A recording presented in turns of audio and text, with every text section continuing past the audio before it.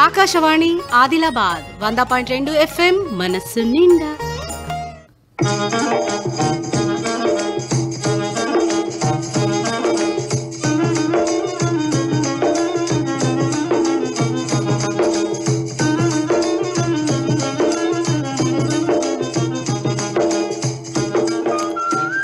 కిసాన్ వాణి ఇది కేంద్ర వ్యవసాయ రైతు సంక్షేమ మంత్రిత్వ శాఖ వారి ప్రాయోజిత కార్యక్రమం.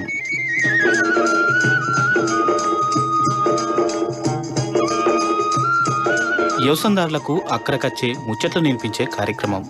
వ్యవసాయం గురించి ఇంకా వ్యవసాయంతో ముడిపడి ఉన్న తోటల పెంపకం, పాడి పశువుల పెంపకం, గొర్రెలు, మేకలు, కోళ్ళు, చేపల పెంపకం గురించి ఖచ్చితమైన శాస్త్రీయమైన సలహాలు, సూచనలు ఇచ్చే కార్యక్రమం. పశువుల్లో పునరుత్పత్తి సమస్యలు, చికిత్స గురించి వ్యవసాయదారులు ఫోన్లో అడిగిన ప్రశ్నలు, అనుమానాలకు ఆదిలాబాద్ పశుసంవర్ధక శాఖ సహాయ పశు వైద్యులు డాక్టర్ వి సురేష్ సమాధానాలిస్తారు. వ్యవసాయదారులు ఫోన్ చేయవలసిన ఫోన్ నంబర్లు 08732, ఇది కోడ్ నంబర్. ఫోన్ నంబర్ 230081, ఇంకొక నంబరు 295081. నమస్తే సార్. నమస్కారములు. మరి ముందుగా చెప్పుండ్రి, పాడి పరిశ్రమ అంటే ఈ పాల కోసం పశువుల్ని పెంచుతున్నారు కదా, అవును, అది లాభసాటిగా ఉండాలంటే పశువుల పునరుత్పత్తిలో ఏ అంశాలపై దృష్టి పెట్టాలా అంటే పెంచటోళ్ళు కానీ వ్యవసాయదారులు కానీ? ముఖ్యంగా మన దగ్గర రైతులు కొంచెం వీటిపై అవగాహన అనేటువంటిది మొదటగా పెంచుకోవాలి. పునరుత్పత్తి ఏ విధంగా చేపట్టాలి, ఎన్ని రోజులు ఉంటది, అది గర్భం దాల్చి ఎన్ని రోజులు ఉంటది, అదే విధంగా అది ఎదకు ఎప్పుడు వస్తుంది, చూడి ఎప్పుడు కడుతుంది, ఏమైనా సమస్యలు ఉంటాయా అనేటువంటివి ముందుగా అవగాహన అనేటువంటిది చేసుకోవాలా. కానీ మన దగ్గర రైతులకు చాలా మందికి అవగాహన లేదు. ఏడాదికి ఒక దూడ వస్తే పాడి పరిశ్రమ లాభసాటిగా ఉంటది. కానీ మన దగ్గర 2 సంవత్సరాలకు 3 సంవత్సరాలకు ఒక దూడ వస్తుంది. కాబట్టి మన రైతులు అంత ఎక్కువ మొత్తంలో ఆర్థికంగా లాభదాయకంగా ఉండలేదు. అందుకే ఎప్పుడైతే ఈనడంలో గ్యాప్ వస్తుందో, ఆ గ్యాప్ రావడం వల్ల ఏమవుతుందంటే వాళ్ళ యొక్క ఆర్థిక లాభం అనేటువంటిది తక్కువగా ఉంటది పశువు నుంచి. ఎందుకంటే పశువుకు రోజుకు వాళ్ళు గడ్డి వేయాలి, అదేవిధంగా నీరు పెట్టాలి, లేబర్ ఖర్చులు ఇవన్నీ కూడా ఎక్కువైపోతాయి. కాబట్టి పునరుత్పత్తి అనేటువంటిది ఏడాదికి ఒకటి వచ్చినట్లయితే రైతుకు లాభసాటిగా ఉంటది. ఈ పునరుత్పత్తి సరిగ్గా ఏడాదికి ఒకటి రావాలంటే వాటి పునరుత్పత్తిపై అవగాహన అనేటువంటిది ఉండాలి. ముఖ్యంగా ఎద లక్షణాల గురించి అవగాహన ఉండాలి. ఎద ఎప్పుడు వస్తుంది, 21 రోజులకు ఒకసారి పాడి పశువులు ఎదకు వస్తుంటాయి. ఈ ఎదకు వచ్చినప్పుడు వాటికి స్రావాలు రావడము, వేరే కంకలపై వేరే పశువులపై ఎక్కడము, ఇట్లాంటివి జరుగుతుంటవి. వీటిని గుర్తించాలి. ముఖ్యంగా ఈ గేదెలలో మూగ ఏద అనేటువంటిది ఉంటది, దాన్ని కూడా మనం గుర్తించాలి. మూగ ఏద గుర్తించడం అనేటువంటిది అంటే ఉదయం లేవగానే మనం చూడాలి, అది మూత్రం చేయడము, ఊరికే మూత్రం చేస్తుంటది, అదేవిధంగా ఈ తీగ వేస్తుంటది, తర్వాత వేరే పశువులపై ఎక్కుతుంటది. రోజు ఉదయం లేవగానే పశువుల్ని మనం గమనిస్తూ ఉండాలి. అట్లా మనము ఎదకొచ్చింది, పాల దిగుబడి సడన్ గా తగ్గిపోతుంది ఒక రోజు, అట్లా మనం గుర్తించుకోవాలి. ఇట్లా మనం ఎద లక్షణాలు గుర్తించి దాన్ని చూడి కట్టించినట్లయితే పాడి ఏడాదికి ఒక దూడ వస్తుంది, పాడి పరిశ్రమ లాభసాటిగా ఉంటది. అయితే మరి ఈ గోదావరిలో ఈ పునరుత్పత్తి సమస్యలు ఏమేమి ఉంటాయి? ముఖ్యంగా పునరుత్పత్తి సమస్యలు అనేటువంటివి చాలా ఉంటాయి.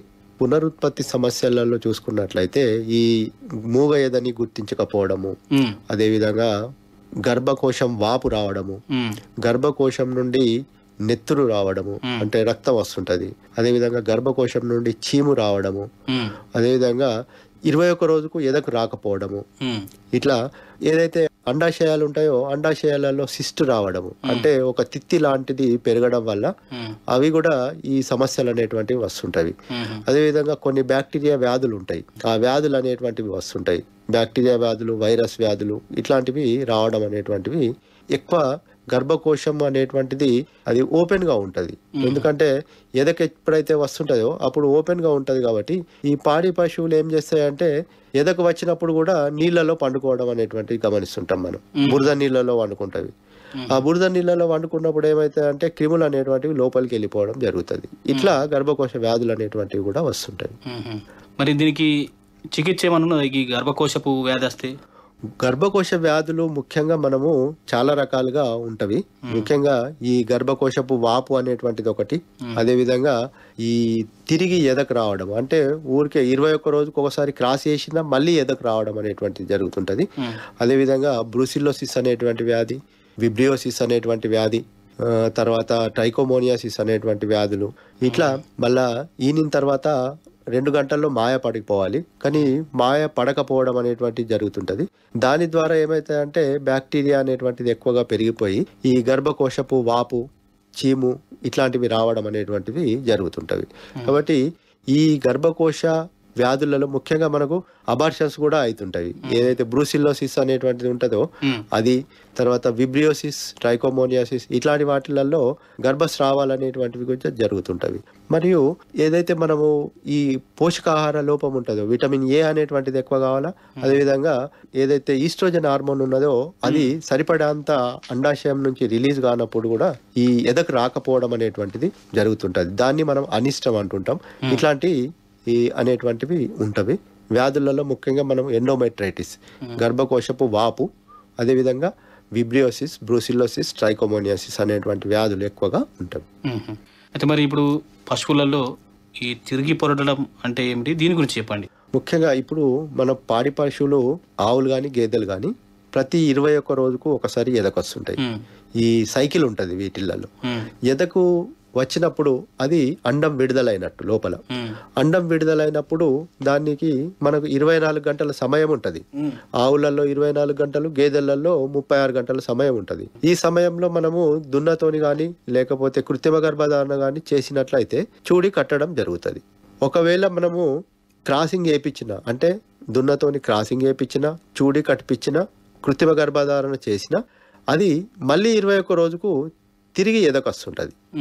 దీన్ని మనము తిరిగి పొరలడము అంటుంటాం. అంటే ఎదకు రావడము, ఇది చూడి నిల్వకపోవడం అనేటువంటిది ఒక సమస్య అన్నట్టు. చూడి నిల్వకపోవడానికి చాలా కారణాలు ఉంటాయి. ముఖ్యంగా మనము అండం విడుదల కాకపోవడము, ఈస్ట్రోజన్ సరిగా విడుదల కాకపోవడం, ల్యూటలైజ్ అనే హార్మోన్ ఉంటుంది, ఆ హార్మోన్ అనేటువంటిది రిలీజ్ కాకపోవడము, తర్వాత అండాశయంలో ఒక సిస్ట్ అనేటువంటిది ఉండడము, హార్మోన్స్ తక్కువగా ఉండడము, ఈ విటమిన్స్, మినరల్స్ లోపం అనేటువంటిది ఉండడం, ఇట్లాంటి వాటి వల్ల ఇది తిరిగి పొరలడం అనేటువంటివి వస్తుంటవి. దీనికి మనము ముఖ్యంగా ఈ హార్మోన్స్ అనేటువంటివి ఇంజెక్షన్ ఇవ్వడం వల్ల వీటిని మనము చూడి కట్టించవచ్చు. పశువులలో ఈ గర్భస్రావాన్ని కలిగించే వ్యాధులు ఏమి, మరి దీన్ని ఎట్లా నివారణ చేసుకోవాలా? ముఖ్యంగా గర్భస్రావము అనేటువంటివి చాలా రకాల కారణాలు ఉంటాయి. ఇది ఒక నెల రోజుల లోపల కూడా గర్భస్రావాలు జరగచ్చు, 3 నెలల్లో జరగచ్చు, 7 నెలల్లో జరగచ్చు. ఇట్లాంటివి అంటే వాటి బ్యాక్టీరియా, వైరస్, వీటి కారణాలు వేరే వేరే ఉంటాయి. కాబట్టి ఫస్ట్ 3 నెలల్లో ఏవైతే గర్భస్రావాలు జరుగుతాయో వాటిని మనము ముఖ్యంగా బ్యాక్టీరియా వల్ల జరుగుతాయి. అది ఈ విబ్రియోసిస్, ట్రైకోమోనియాసిస్ అనేటువంటి వాటి వల్ల జరుగుతుంటవి. ఈ ప్రోటోజోవా, బ్యాక్టీరియా రెండిటి వల్ల జరుగుతుంటది. అదేవిధంగా 7 నెలల గర్భస్రావం అనేటువంటిది బ్రూసిల్లోసిస్ వల్ల జరుగుతుంటది. దీన్నే బ్రాంగ్ వ్యాధి అని కూడా అంటుంటాము. ఈ వ్యాధి అనేటువంటిది మనుషులకు కూడా వస్తుంటది. ఈ వీటికి ఏదైతే పశువులకు ఉంటుందో ఆ గర్భస్రావాలు జరిగినప్పుడు దాన్ని ముడతాం కదా మనం, అట్లనే మనం గ్లౌజ్ వేసుకోకుండా ముట్టినాం అనుకోండి, ఈ బ్రూసిల్లా అనేటువంటిది మనకు కూడా వస్తుంది. కాబట్టి చాలా జాగ్రత్తగా ఉండవలసింది ఇది. ఈ బ్రూసిల్లోసిస్ వ్యాధిలో బ్యాక్టీరియా వల్ల వస్తుంది. ఈ బ్రూసిల్లా అనేటువంటిది 7 నెలల నుంచి 9 నెలల మధ్యలో గర్భస్రావం జరుగుతుంది. దీనికి టీకా అనేటువంటిది ఎట్లా ఉంటదంటే ఈ 3 నెలల నుంచి 7 నెలల దూడలు ఏవైతే ఉంటాయో, ఆడదూడలు, వాటికి ఇవ్వడం జరుగుతుంది బ్రూసిల్లా అనేటువంటిది.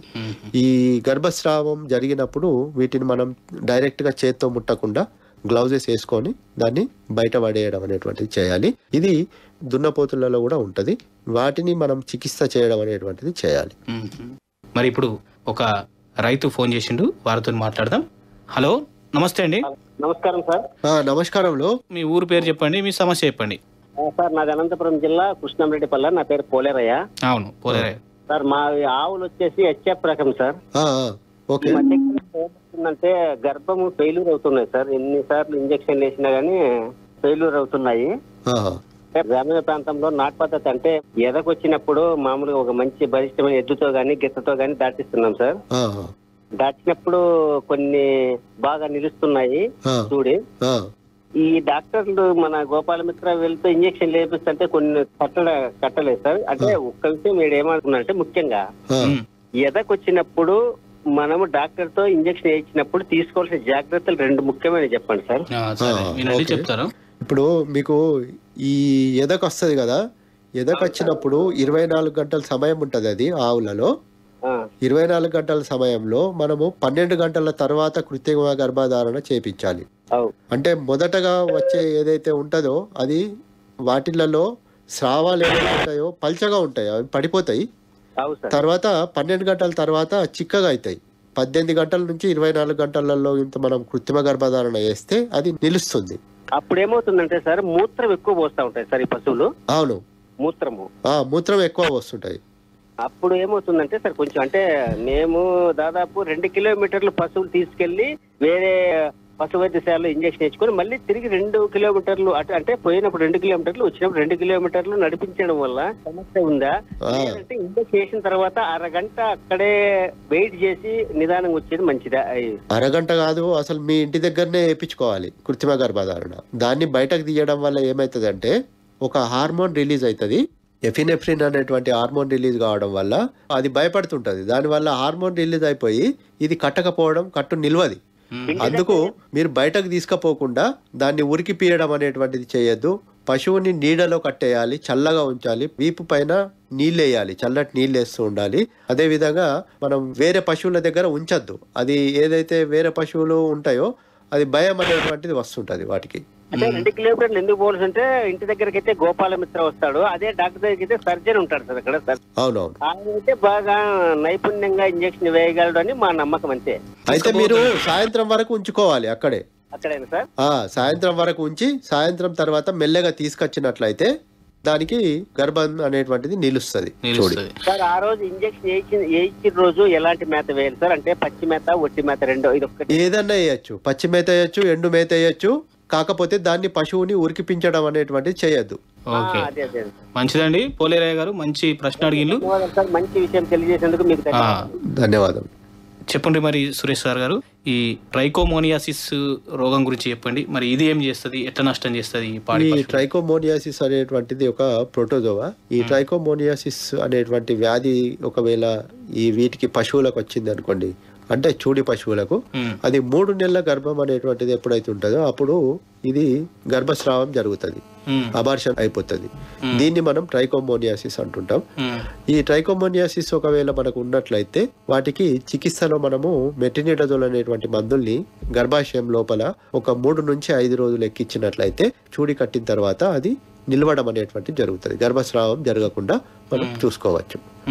మళ్ళా ఇది విబ్రియోసిస్ అనేటువంటి వ్యాధి కూడా 3 నెలల గర్భస్రావము అనేటువంటి జరుగుతుంది. 3 నెలల్లో చూడి కట్టిన తర్వాత ఇది బ్యాక్టీరియా వల్ల వస్తుంది కాబట్టి దీనికి మనము ఈ పెన్సిలిన్ అనేటువంటి మందులు వాడి 3 నుంచి 5 రోజులు వాడిన తర్వాత దీన్ని మనం నివారించుకోవచ్చు. తర్వాత మనం చూడి కట్టిన తర్వాత ఈ విబ్రియోసిస్ అనేటువంటిది రాకుండా చూసుకోవచ్చు. మరి ఈ గర్భస్రావాలు అంటే ఇది కట్టినది కట్టు నిలవకపోవడం, ఊకే ఇట్లా వెళ్ళిపోవడం అవుతుంటది కదా, దీని నివారణకు ఏం చేయాలంటారు? మరి ముఖ్యంగా నివారించుకోవడానికి మనం చెప్పినట్లు ఈ వ్యాధులు ఉన్నట్లయితే వ్యాధులకు చికిత్స అనేటువంటిది సరిగా చేయాలి. ఇప్పుడు మనకు బ్రూసిల్లోసిస్ వ్యాధి ఉన్నది అనుకోండి, బ్రూసిల్లోసిస్ వ్యాధి వచ్చినట్లయితే దానికి మనము మిల్క్ రింగ్ టెస్ట్ చేయించుకోవాలి. పశువుకి మిల్క్ రింగ్ టెస్ట్ చేయించడం అంటే ఒక పాలని నిర్ధారించుకోవాలి ఫస్ట్, మొదటగా ఉన్నదా లేదా అనేటువంటిది నిర్ధారించుకున్న తర్వాత మిల్క్ రింగ్ టెస్ట్ ద్వారా బ్రూసిల్లా అనేటువంటిది నిర్ధారణ అవుతుంది. బ్రూసిల్లా వ్యాధి, ఆ వ్యాధి ఉన్నది అనుకుంటే మనం దానికి చికిత్స చేయించుకోవాలి ఆ పశువుకు. దాన్ని ఏదైతే క్రాస్ చేసిందో బుల్లు, దాన్ని కూడా మనం తీసివేయాలి, ఆ మంద నుంచి తీసేయాల్సిన అవసరం ఉంటది. అట్లా మనం తీసేసినట్లయితే ఏదైతే మగ పశువు ఉన్నదో దాని ద్వారానే దీనికి వస్తుంది. కాబట్టి ఈ మగ పశువుని తీసివేయడం అనేటువంటిది చేయాలి. అదేవిధంగా ఈ బ్రూసిల్లా S19 అనేటువంటి వ్యాక్సిన్ దూడలకు ఇప్పించుకోవడం చేయాలి. ఏదైతే చిన్న దూడలు ఉంటాయో 3 నెలల నుంచి 7 నెలల వయసు గల దూడలకు ఈ బ్రూసిల్లా టీకా ఇప్పించుకోవాలి. ఒకవేళ ఈ గర్భస్రావం జరిగిన తర్వాత పెన్సిలిన్ అనేటువంటి మందుల్ని 5 రోజుల వరకు మనము ఇప్పించుకుంటూ ఉండాలి. ఇట్లా చేసి మనము తర్వాత అబార్షన్స్ కాకుండా చూసుకోవచ్చు. మరి ఇప్పుడు ఈ చూడి పశువులలో ఈ మెయ్య సమస్య ఉంటది కదా, అవును, దీని గురించి చెప్పండి. మరి ఈ మెయ్య సమస్య అంటే ఏమిటి, దీన్ని ఎట్లా నివారణ చేసుకోవాలా? ముఖ్యంగా ఈ పాడి రైతులు ఈ లవణ మిశ్రమం లోపం అనేటువంటిది ఎక్కువగా వస్తుంది. పాడి రైతులు లవణ మిశ్రమాన్ని అనేటువంటిది ఎక్కువగా వాడరు వాళ్ళు. కానీ లవణ మిశ్రమం అనేటువంటిది చాలా ముఖ్యమైనటువంటిది.